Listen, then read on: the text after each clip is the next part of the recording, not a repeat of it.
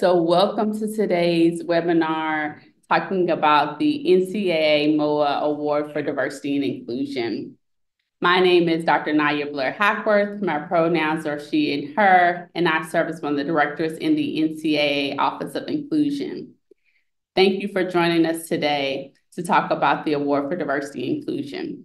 This is our 13th year for the award, and it represents a partnership formed by the NCAA and the Minority Opportunities in Athletics Association to recognize as well as celebrate the initiatives, policies, and practices of schools and conference offices that embrace diversity and inclusion across the intercollegiate athletics community. This can be achieved through community service, professional development, hiring practices, or programming activities that enhance opportunities for people of diverse cultures, backgrounds, and experiences. We're so happy for you to join us today, and we hope that by joining us today, we'll also see your application for this year's process. Again, I shared that this is the 13th year of the partnership between the NCAA and MOAA. The award is a way, again, to recognize all of the hard work that has been done across the membership in the areas of DEI. A part of the Award for Diversity and Inclusion to get to the individuals or the institutions and conferences that win is through the hard work of a committee. And the award committee members include representatives from MOAA, from the Minority and Opportunities and Interest Committee, and the Committee on Women's Athletics. So there are representatives from these three organizations or committees. The NCAA staff, we are not committee members, but we get the opportunity to facilitate the award process. I'm not sure if we have any committee members on today's webinar, but if we do, please put your name in the chat so we all can give you a shout out for all the hard work that you're going to do for us this year, either a past committee member or a current committee member from MOAA, MOIC, or CWA. Please let us know if you're joining us today. So why we had today's webinar is to, one, talk further about the Award for Diversity and Inclusion, but really to highlight some changes that we have coming and why we have these changes coming. And I've been a part of the Award for Diversity and Inclusion process for the past 5 years, and there's definitely been some changes. And there are several reasons why. Throughout the 5 years, we've had as few as 37 applications to as many as 65 applications. And this vary between year to year. And that's not only for the Award for Diversity and Inclusion, but as an association, we've also seen a decline in the membership applying for other awards over the past 2 to 3 years. So therefore, we've explored different ways of how we better market the award. How do we improve, if any, the program hub process, which you may know can be a process in itself. And even thinking about how long we keep the nomination process open. And so we made some changes and looked at some things. In 2020, the award committee created a rubric, and we'll share later on in today's webinar what that rubric looks at. But this rubric was created in 2020 and utilized in 2021 to ensure that how the committee was viewing applications was as fair and equitable as possible. Including in that rubric and that new process, the committee thought it was very important for each nomination to include 2 letters of support. And we'll talk a little bit about what those letters of support look like. So again, we added the rubric process and then the letters of support to help highlight the incredible work that you have done. Also, past committee members have had conversations about the real or perceived differences related to resources that athletic departments and conference offices have or may not have based on not only their division, but the size of their athletic department or conference office. And they really had a lot of these conversations as they were making the decision on who to award for the overall award. In the past, as you may know, that there's one overall award for the Award for Diversity and Inclusion, and then within each division, there's honorable mention. But after a year, the committee, as well as MOAA leadership and NCAA leadership, really had conversations with those in the membership to talk about what could be a different way to think about honoring those who are doing incredible work. And so after talking through with the different constituents this year, the committee has decided that they will honor one winner per division. So instead of one overall winner, which can be from any of the divisions, and having honorable mentions, this year's process includes one winner per division, and there will not be any honorable mentions. This process helps to provide a more equitable look and understanding of the resources, the person power it takes to move these efforts and initiatives forward. And it also gives a chance to potentially get more people to apply for the award who may not have applied before because they may not have had the time or felt like they did not necessarily have as good of an option to other institutions or conference offices. So we hope with this new process, we'll see an increase in the amount of people who will apply for the award. The award recipients will be recognized at the NCAA convention, which takes place in January of 2025 in Nashville. And that will happen during the welcome and awards presentation at convention. And they will also be recognized in the summer at the MOAA Symposium, part of NACDA, that will take place in Florida. So there's an opportunity to recognize those individuals who will win this year's awards.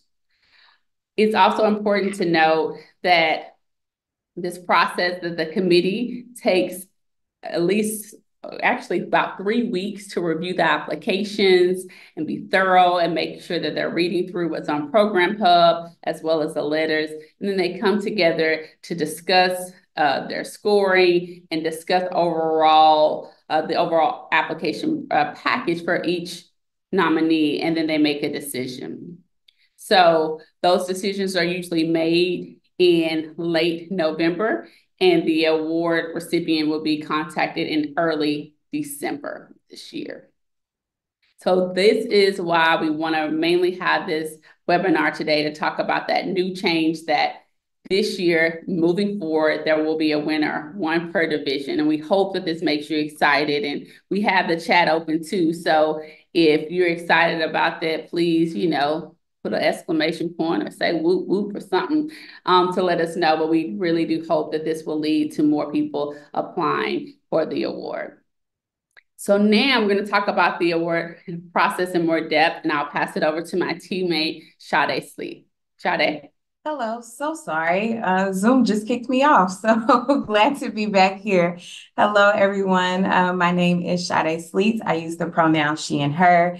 I'm an assistant director in the Office of Inclusion, and I also help assist with this award. If you will give me 2 seconds, I'll go ahead and share my screen to give you a brief overview of Program Hub. While that screen is uploading, I just want to emphasize what Naya has also detailed. We will, as you fill out your application on Program Hub, please remember to submit 2 letters of support. So, it's technology. We're used to being in person, so sometimes we just forget what it means to do something virtual. So as Sade was saying, you would submit your application via Program Hub with including 2 letters of support. The application deadline is October the 7th. Sade was going to talk about and share a screen with Program Hub. One of the things that's very important to remember when submitting an application via Program Hub is to probably save what you write in another document, because we have had numerous people throughout the years to say, I put my information in Program Hub and it disappeared. And the deadline's passed, or the deadline's about to, be here, and I don't, have all the information of what I wrote. So it's really important to look at Program Hub, look at the questions, and write it in a Word document, so then that you have it to submit, and if there's anything that happens, you'll have that information ahead of time, and you don't have to go over and start back over the process. Hopefully people have utilized Program Hub before, but if not, Sade can share some tips. And Sade, I was just sharing with the group, again, the importance of saving their document in a Word piece, saving their information in a Word document. So in case they have issues with Program Hub, they're able to just copy and paste and go back and fill the application. So we know that you're about to share your screen. And so we'll give you that opportunity. Thank you. So sorry. I'm not sure why Zoom is upset with me today, but I am back on your screen. So right now I have on the screen Program Hub. Mine's probably looks a little bit more different than you all's. However, if you log into the Program Hub app and you go to applications, you should be able to locate the 2025 NCAA and MOAA Award for Diversity and Inclusion application. So once you go in there, I've clicked it already. So it says update application for me. However, for you, it will say begin application, start application. And this brings you to the nomination form. As Naya said, it's great to save all of your answers in a separate document, whether that's on the Word document or you save it into a PDF, just in case Program Hub kind of goes a little awry. And also, some of these questions are pretty straightforward: name, title, email, but some of them, you have to be a little bit more extensive in your answers. So provide a brief recommendation to why you should be nominated for this award, et cetera, et cetera. So these questions are all here. We really encourage you, and JP and Courtney will talk about this a little bit later, to just be really clear in your answers and make sure that you are putting your best foot forward in when you are trying to pretty much tell your story and tell what you've done on your campuses and within your conference offices. Once you get through these questions, you'll scroll all the way down, and this is where you will upload the 2 letters of support, and make sure that those are in there and they're saved in there. You go ahead and press that, that you acknowledge that all of the information is up to date, it's correct, and it is good. And once you save and submit, I encourage you all, as you answer each question, to save each time just to make sure that it's uploaded within Program Hub. But once you save and submit, you cannot go back. So if you need to double check and triple check your answers and make sure that everything is correct, please do so before saving and submitting. And once you do that, we'll be all good to go. You'll be able to see that your application is complete. A lot of times we have applications within Program Hub that have not been submitted correctly, so it doesn't say that it is complete. So you will be able to see that your application is complete once you save and submit it. And that is pretty much Program Hub. It seems simple and straight to the point. However, some people in the past have had challenges with just making sure that their answers are saved within that. So again, I just emphasize, please, please, please, after you have put in your 250 words or less, or you've provided examples of how the leadership of the institution's athletic department or conference supports an inclusive environment, just making sure that you press save after you submit each answer to make sure that it is correctly uploaded into Program Hub. I will stop sharing my screen. And if you have any questions around Program Hub or just the process or anything that we have covered thus far, please go ahead and put that in the chat, and Naya and I will take questions as they are submitted. We know you have some questions about Program Hub, at least. Sade, I have a question. If I was using Program Hub and it says I have 250 words less, like will it stop if I go over 250, or will it allow me to continue to type? That's a great answer, Naya. So it actually will allow you to go over 250 words. So that is why it is extremely important to go ahead and put some of your answers within the Microsoft Word app, or whatever you use to kind of type out your papers. And just make sure that you're checking that word count, because that is something that can be deducted points for. We do have a question in the chat about the rubric, and Josh, if we could go back to that, because I was going to share the rubric and I did not. That could be really helpful. So I'll put it also in the chat. There is just looking at some of the things that the rubric will cover in terms of what the group looks at, is that they look at these specific questions. So one, in 500 words or less, They provide a brief recommendation as to why the institution's athletic department or conference office deserves to be an award winner. It is really important to think about in 500 words or less because the committee has a lot of applications generally to review. And so when it's longer, they can tell. And so it's really important to be concise. That's one of the things in the past few years that has definitely come up more and more about being concise and staying into that word limit.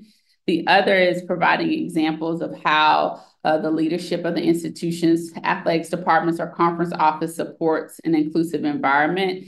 So it's really important to share those specific examples and speak directly to that. The other aspect is what policies and systems have been implemented to sustain diversity and inclusion. What evaluations and assessments are utilized to inform the needs, strategies, and goals of the organization. Also soliciting program or trainings that are aimed at increasing cultural and practical competence and indicating the target audience, sharing examples of collaborative efforts that have enhanced diversity and inclusion for the institution, athletics department, or conference office, and then uploading those 2 letters of support that describe how the nominee has fostered leadership and commitment to enhance diversity and inclusion and expanded opportunities for the athletic department or conference office. One of those letters must be from a program participant and the other a letter from a campus or community partner. I think it's really important to make sure that those letters speak to that, but also that they were very intentional in creating the rubric that it matches what they're asking for on Program Hub. And so directly speaking to that. The other piece is the sustainability. This came into play, particularly post George Floyd, when we saw an increase in the number of applications. People were doing some amazing things in response to that tragedy. But if you haven't done anything for more than 1 year, that's one of the things that the committee looks at because it looks like a check, kind of off the box piece. So sustainability is just evidence that diversity inclusion efforts are longstanding, not one-off single occurrence, and intended to have a lasting impact. So you may have an event or an initiative that you did, you really focus on that particular year, but highlighting other things that were done throughout the past year and how you wove that new initiative into place. That's really important to consider and to think about. So those are aspects of the rubric, and I'll put it in the chat as well. If I can, I may not be able to, but we may put a copy of our presentation. We'll put a copy of our presentation online on the Award for Diversity and Inclusion webpage. So you'll have access to all of this information that we're sharing today. We have some questions. Not a lot of questions, okay. So the letter of support from a participant doesn't need to be a student athlete who's participated in programming or a staff facilitator. Yes, Julie, either one, a student athlete or a staff facilitator, just someone who's actively participated in a particular program or initiative or effort to be able to personally speak how that particular initiative, engagement effort impacted them, and just highly speak to the work that's been done. Females X when highlighting community service efforts. What are you looking for? Can we submit video footage of a highlight reel? You all can't submit video footage right now. We don't have those capabilities. However, when looking at community service testimonials, talking more in general about that community service project, you all are going to hear soon from some of our past award winners who can talk about the ways that they've highlighted the work that they've done. But at this time, we cannot take any videos. And then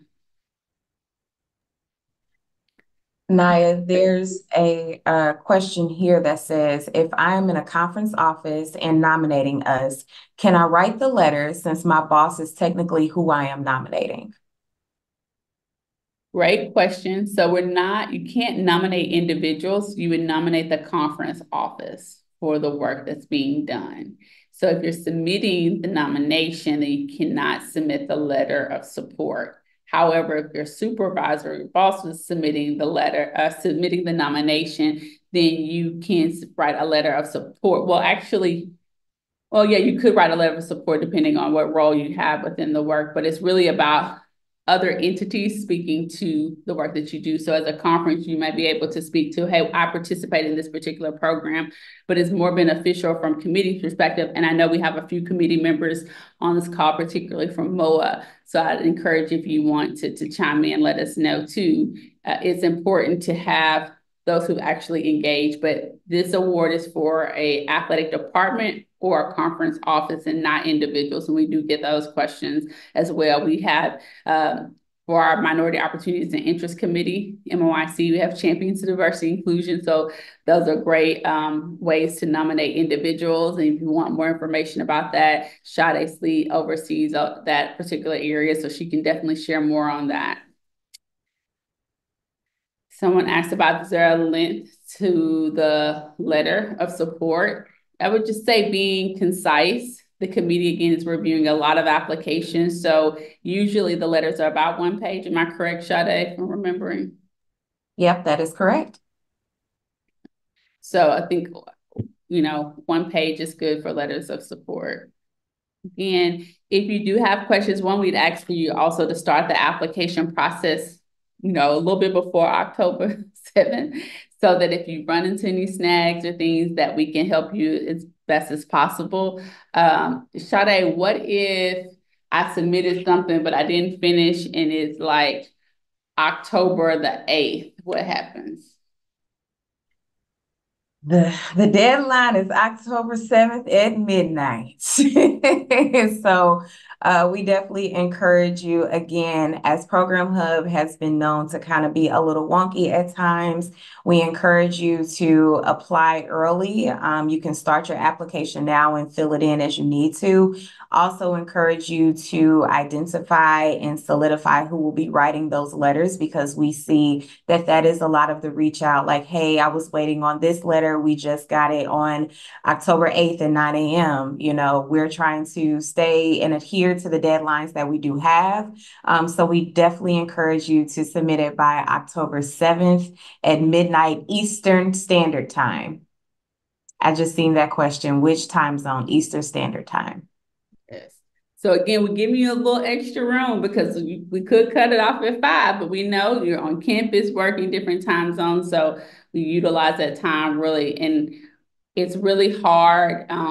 We know that, things come up, but we have to stick to that deadline. Sade, what happens if I submitted my application on the deadline, but I have an issue with uploading the letters? Please reach out to me. I'll go ahead and drop my email in the chat. Also, in all of the emails that we send out, you can always email the Office of Inclusion, inclusion@ncaa.org. I will put that email in there as well. So if you are having some trouble with any part of the application, please reach out to us sooner than later so we can go ahead and get that troubleshooted and get your application submitted on time. Thank you, Sade. Again, we have another question about to be clear if this award for an institution, not an individual. Yes, it is for an institution or conference office. There's a different award if you're looking to nominate an individual, called the MOIC Champions of Diversity and Inclusion. Sade's placed her contact information there. You can reach out to her directly to get more information about that award and when that process opens. But the Award for Diversity and Inclusion recognizes the efforts of an athletic department within an institution or a conference office. And again, this year we will have one winner per division. So if we don't have any more questions about the new process and Program Hub, we're going to now move to the second half of the webinar, which is a conversation with our past winners. Now I'd like to introduce Joshua Perez, our postgraduate intern in the Office of Inclusion, and he is assisting with the Award for Diversity Inclusion process, but he will moderate today's panel discussion. Josh. Hello, everyone. I hope you're all doing well. Joshua Perez, him, the current postgraduate intern for the Office of Inclusion. And like Naya mentioned, I'm having the opportunity to be working on this impactful award.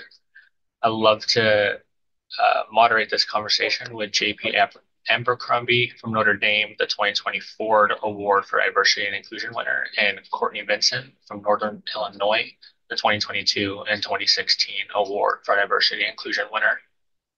First off, JP and Courtney, if you would each please share your roles at your respective institutions, why your institution applied for the award, and your role in submitting the application. Sure. Thanks, Josh.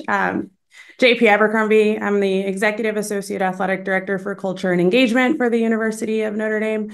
So I work primarily in our athletic department with all of our student athletes, coaches, staff, some campus partners, community partners, corporate partners, alumni, frenemies of the university.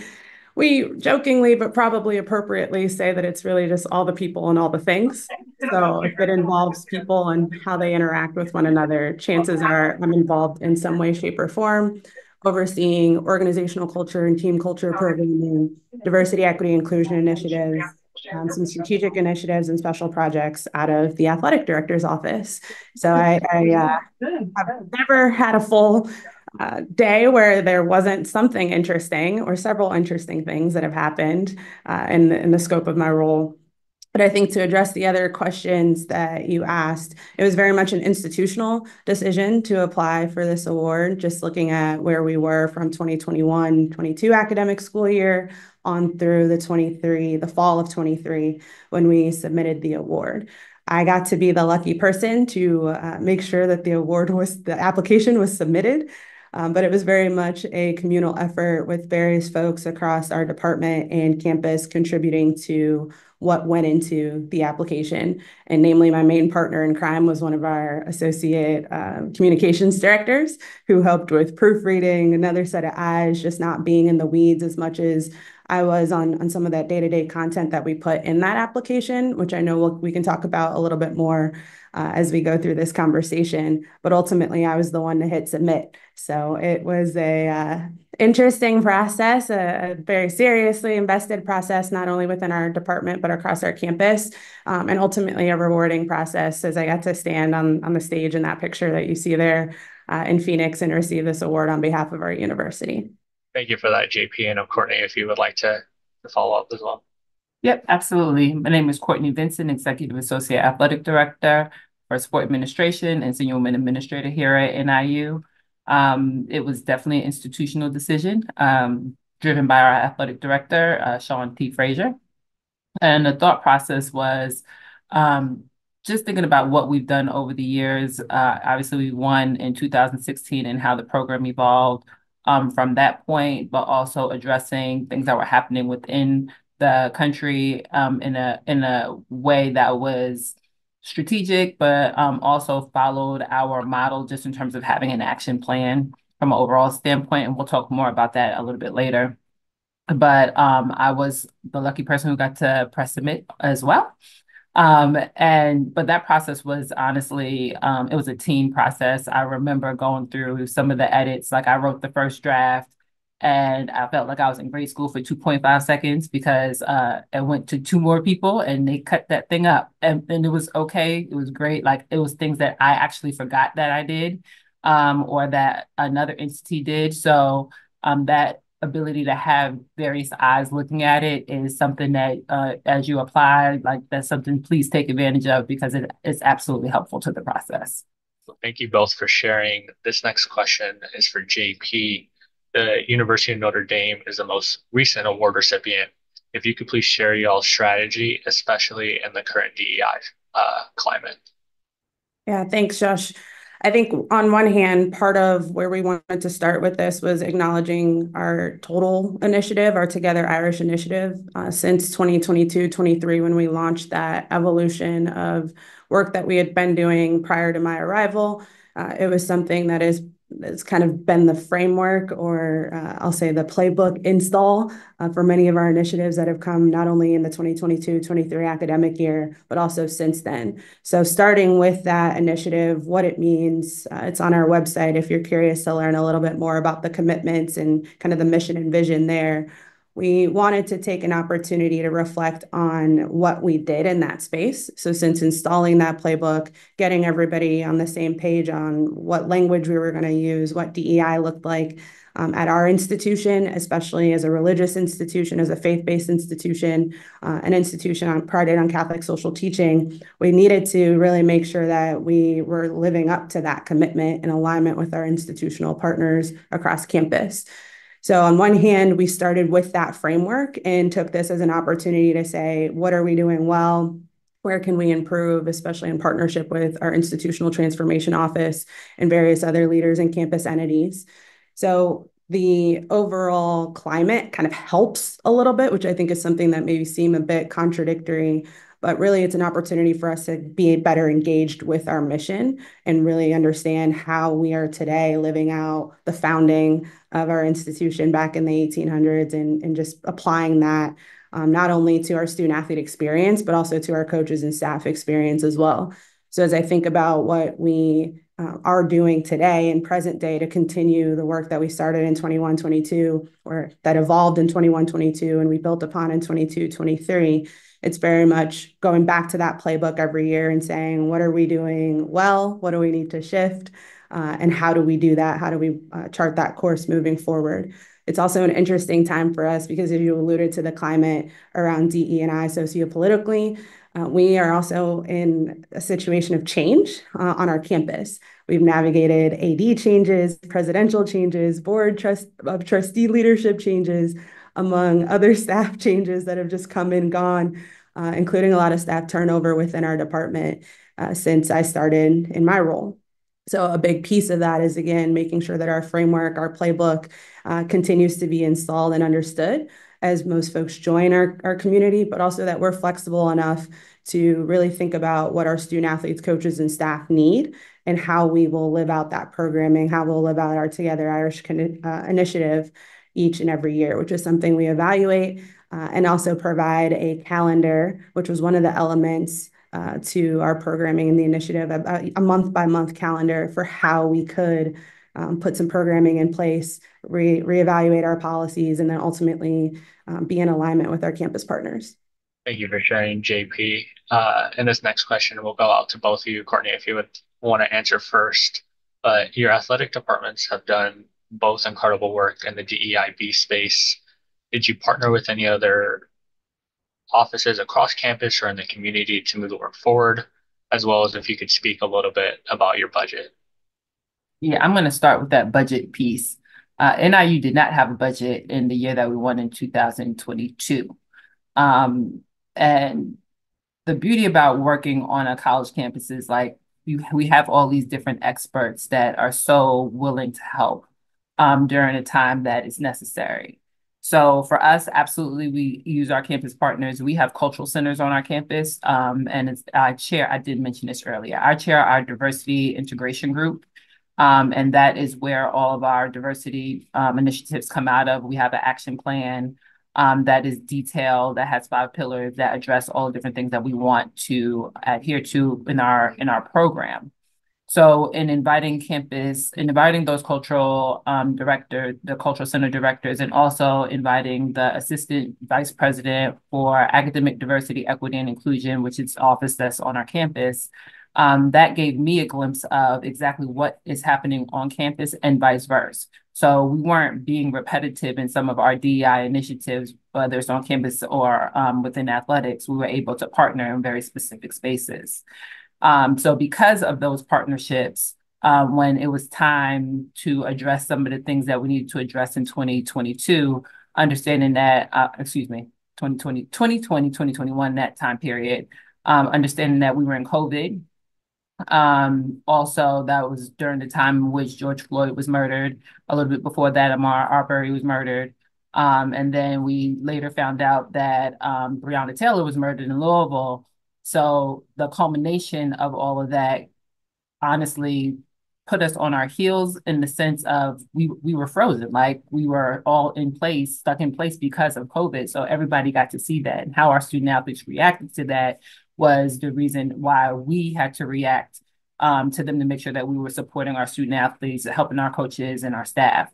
So those partnerships in which we built within our campus community, they're the ones who assisted us when we created our education plan, our social justice education plan for our athletic community. Specifically, we have a community counseling center that met with each of our teams just to take the temperature of them and just check in on them. We had a professor on campus, two of our history professors on campus gave a small history lesson to each of our teams, because what I found out as we were doing some of the work was we had a number of student athletes that had no idea on how we got here as a country in 2020 in terms of race relations in America.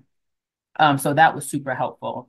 And immediately after everybody saw the video of George Floyd being murdered, our Center of Black Studies brought in a therapist to talk to the African American community on our campus. And I made sure that our Black student athletes were able to join that Zoom so they could get the help that they needed in that time period. So when it comes to the campus partnership, it is critical in terms of the work that we were able to do during that time period, and doing it with no budget.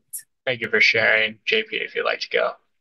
Yeah, I think I'll not only say the word collaboration, but I think better integration across campus and within our local community are a big part of this award.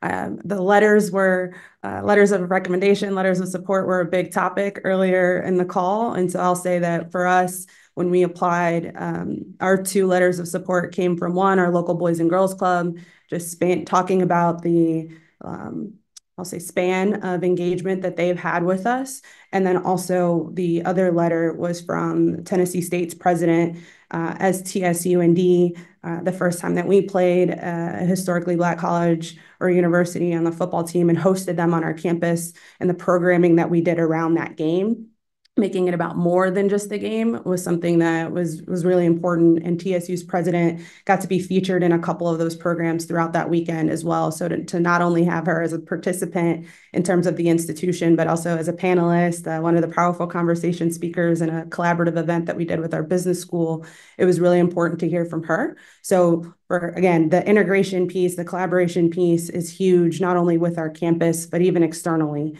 having folks from the local community be a part of many of the initiatives that we do. And then again, as I talked about with the letters of support, having those 2 entities be willing to write letters on our behalf to discuss the level of engagement we've had with them and the progress that they've seen from us and with us, I think was something that was important as a part of this process.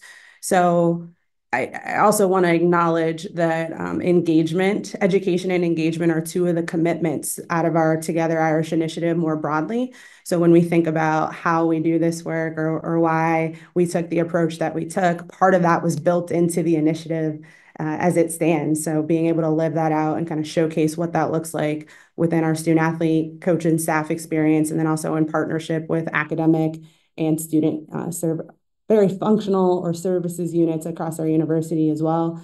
Courtney mentioned some of the institutes that they have. I think we have 41, if I'm not missing one, on our campus that serve in various civil rights capacities, human rights capacities, our Center for Social Concerns, our Gender Relations Center. I can kind of go on and list some of those. But I think that was important for how we started the conversation, even within our department, to help define what DEI looked like for us. On the budget piece, because I don't want to overlook that, I mean, I'm very thankful that even prior to my arrival, we have a lot of generous supporters who have invested in this space, including an endowment that was started prior to my arrival. And so being able to work with some of our philanthropic supporters to steward their interests a bit better in alignment with our department's direction and our campus direction has been a rewarding part of this experience. Comparing to, let's say, our team operational budgets, or maybe some of the numbers you think we have, given our institutional endowment, it's a healthy commitment, but it is not everything. Many of the things that came out of our Together Irish initiative and come out of our Together Irish initiative on a daily basis are actually built on relational capital, or even just looking at the things we do already and trying to create space or give a different look and feel to how we can operationalize those commitments that I alluded to earlier, of which education and engagement are 2 of the primary ones. So as I think about maybe our TSUND initiative or even our Together Irish initiatives more broadly. A lot of it's about looking at the spaces that we have and figuring out how to maximize those in new ways. As an example of that, one of the things that we put in our application was that we do this thing called Culture Corner. And it was a way for our athletics leadership team to have, let's say, 10 to 20 minutes of any given athletics leadership team meeting be focused on some matter of DE&I. Often I gave folks homework, which I was pleased that they wanted, they craved. And then we would come to the meeting. We were already going to have the meeting anyway, but we carved out 15 to 20 minutes of that meeting to just talk about a very relevant or situational matter of diversity, equity, inclusion, whether that be on our campus, around our conference, or just globally. So we were already going to have the meeting. We had that space to really focus on something in the DEI realm. And then they were able to leave those spaces and continue on with that conversation. And as we looked across the department or even in some of the team spaces, there were a lot of opportunities to create and hold space to better integrate a different dimension of humanity or a different topic related to something that was important to groups that maybe have been more marginalized or not as familiar with us in our local community.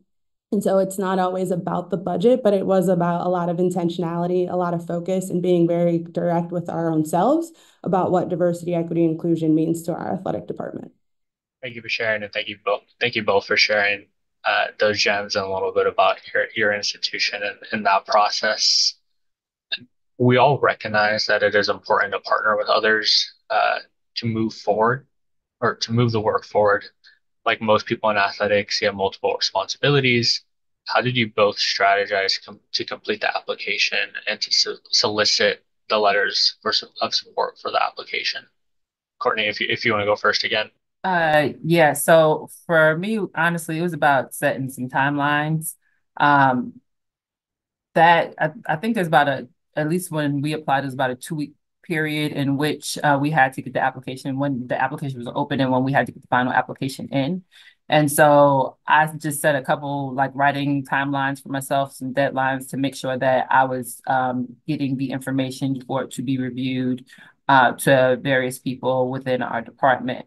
I think when it came to, well, I don't think, I know when it came to picking those who we wanted to write those letters of support, we looked at it from a holistic standpoint. Like, who is somebody who's seen NIU prior to us diving so headfirst into DEI initiatives as an institution and an athletic department, and then what has been their relationship here and where are they right now?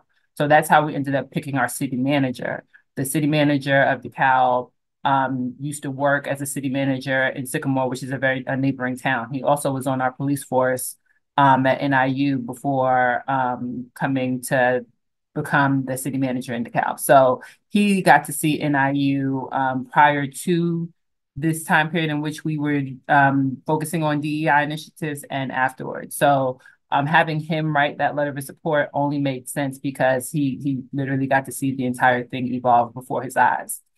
The other person that we chose was the president. The reality is when our president, Lisa Freeman, came into office, DEI was a part of her initiatives, part of our core values. NIU is an institution that has won that Higher Education Excellence in Diversity Award 3 consecutive years. So because of how committed she is and how committed the institution overall is into the DEI initiatives, it only made sense to ask her to write that letter on our behalf. I think just following up on that, I want to reemphasize Courtney's point about it taking a few weeks. Interesting timeline for us as I look back on it. Our TSUND weekend, which I had mentioned earlier, was the first weekend of September. And then I actually have a copy of the letters of rec in front of my face because sometimes they just give me the warm fuzzies that I need to get through and persist in some other things that are going on the daily basis. And they're dated end of September. So it came together pretty quickly for us. Again, I mentioned it was an institutional decision early on. So once the weekend happened and I don't even know if I could really reflect on it, just given the start of last school year, last fall, but everything came together in the span of about 2 to 3 weeks. I mentioned earlier, while I got to press submit, having the help of somebody in our communication staff is probably the co-lead, co-partner, and certainly co-conspirator in writing all the things that went in our application was very important. So we had a Google Doc where we were going back and forth about the questions that were in Program Hub. We had opened Program Hub, copied the app, put it in a Google Doc, and we were going to type in, what our responses were, make sure we were in alignment before copying it back in to submit it. And I think what was important for us, that were helpful for us in that process, was it was the year that we were doing our DEI review. So as we were putting together the DEI review, we had a running list of some of the things and the initiatives that we were already doing as a department or in alignment with campus. Annually, our institution asks each division to put together some type of report or review as it relates to initiatives in this space. So we were able to pull from that institutional report about what we were doing or how it aligned with our campus initiatives, especially out of our institutional transformation office and our president's office. I think I'm thankful and I'm fortunate that it wasn't a completely new app. In many respects, it was a little bit of copy and paste and tweak, because the work that we were doing also aligned with our submission for our DEI review, aligned with, well, again, what we already do on our campus. And so that just made sense to leverage that information.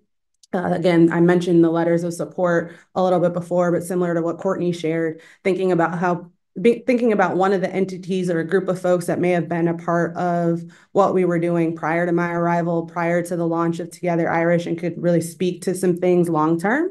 But then also thinking about some of our bigger initiatives, who were those folks that were key, and knowing that TSUND, that weekend, that game, that whole experience was something that we really wanted to focus on. It made sense to highlight other voices and really hear from them how we impacted them or what their institutional representation looked like from us. So in my review of this, it was really an opportunity to give a voice to others who, in many instances, we may speak for, but wanted to amplify those voices that don't always get a chance to speak on their behalf when we're talking about how we engage with them or what service looks like to them and how we center them. And so I'm thankful that they said a resounding yes. And again, when I get a little down, sometimes those letters are the pieces that really help uplift me and make sure that the reminder about this work needing to persist or being impactful or being just in need in today's socio-political climate, those letters are the things that help keep me motivated to keep going. Thank you both for sharing. We got one more question before we open it up to the audience for them to throw some questions at us. But is there anything that you wish you would have done differently regarding the application? I laugh about this one personally, Courtney. I don't know if you feel the same way, but on some level, I wish I wasn't so reluctant to do the application. We've talked about this a little bit offline, but I didn't want to do the application. And part of that is, yes, I know what my role looks like in our department. I know what that means more broadly, but on some level, it was a sign that we were just doing what we needed to do. And I didn't necessarily feel like I needed to broadcast that or say, hey, look at us, look at what we're doing. But I also understand why that was important beyond our athletic department, and less in a showboaty way, but more in a way about fulfilling our mission, fulfilling what it means to be an institution prided on Catholic social teaching and really living out those Catholic values. Because what a lot of folks overlook about what it actually means to be Catholic is if we don't create space for diverse experiences, or if we don't allow different spiritual practices to really thrive in our community among other dimensions of humanity, then we're not living up to that. So in a way, doing this work and really, as I step back from that whole experience more broadly, being the one who did get the privilege of pressing submit was something I wish I would have accepted as an honor a little earlier on in that process. But again, for me, it was just about us doing what needed to be done and not seeking validation for that in other ways. Yep, I'm going to definitely agree. I did not want to submit for a couple of reasons. One, we won this award in 2016, so I didn't know how realistic it was going to be to win it in 2022. The other part that I wish that I knew that we were even thinking about submitting it. Like, I came back off vacation and Sean was like, all right, you ready to go? Like, oh, okay, we're doing this thing. Got it. So I think if I did not know as we were doing the work that this was going to be the end culmination of it. And part of that is good in the sense of, you're doing the work in an authentic way, to JP's point. Aside from that, it really is not so much what I wish I would have known. It's more like tips that helped me get through it. One, that action plan, it's a grid for us. It's literally a spreadsheet, and it has under each pillar, it has the goal, it has what we're looking for the outcome, and then the actual outcome and the dates. Like keeping that thing up to date helped me tremendously, just in terms of keeping all the information in one place. For those things that that were documented through whether it was our athletic communications area or our marketing area, making sure that we're keeping those things in one place helped me tremendously. So just the idea of being organized when it's time to actually apply is key to a clean submission. To Sade's point earlier about that program hub, just, randomly like deleting stuff or not saving or whatever happens. That is a real thing. And having that Word document for when I was writing, that I was going back and forth with one of our assistant VPs who helped with the 2016 application, also helped me in that process, but also when I was sending it to our athletic director, when I was sending it to the communications office, like that Word document and not trying to rely on Program Hub was key to making sure that I had all the pieces that we need to finally click submit. And when I finally did, to JP's point, I was very proud of the work that we did. I think Josh may be a little frozen at the moment. Zoom is just not our best friend today. Not sure what it has against us today, but I'll go ahead and jump in and say thank you so much, both JP and Courtney, for sharing your insights, for giving us some really valuable insights and expertise into how to really come into this application and showcase the efforts that you all have done on your campuses. So now we will open it up to everyone on the call. Please use the Q&A button. If you have any questions for either Courtney or JP, please submit them now. They will be happy to answer them. Don't all jump at once. I know something's on your mind. Maybe not, Sade. Maybe that means we just did such a great job anticipating their questions and Courtney was on it, Agree. I think we have our first question. How was the landing page on your website helpful in your submissions? I'll jump in here first, partially because the content that you see on our Together Irish webpage is actually on a one-sheeter. For those of you who have keen eyes, it's actually right over my shoulder here. It's a one-page, I'll say, leave behind framework document that we used on the install side of this when we first rolled out what the Together Irish framework would look like. The content that you see there is the exact same stuff that's on that one page. The only difference is that there's a video that's on that web page, and that video is shown at each of our home sporting events that has a venue that allows for a video board or video board content to be displayed. So that's the same language that we use in getting our student athletes, coaches, and staff on the same page. It's the language that we share with our fan-facing units whenever they put together theme nights or, external folks more broadly as we partner with them, and then also with our community partners as we invite them to do the work with us. So it's the same consistent message across the board. And that one sheeter, we included that in the application materials more broadly. Thanks, JP. Any more questions out there? All right. I think you both did a great job. It is very evident why you won this award. So thank you all for spending time with us today. Naya, I'll ask if there's anything else you would like to add before I close. No? Okay, awesome. Well, thank you all for joining us today. Just want to highlight that this has been recorded, so this will be posted in about a week or two on the Office of Inclusion's webpage. So we'll be sure to send that out as well. And be sure to please get those applications in and on time. I will ask everybody what date that is, but everyone can answer all at once. But as a reminder that the application deadline is on October 2nd at midnight So please be sure to submit that. And if you need anything, please reach out to us at inclusion@ncaa.org, or please visit the webpage Award for Diversity and Inclusion at ncaa.org. And thank you all for spending time with us today.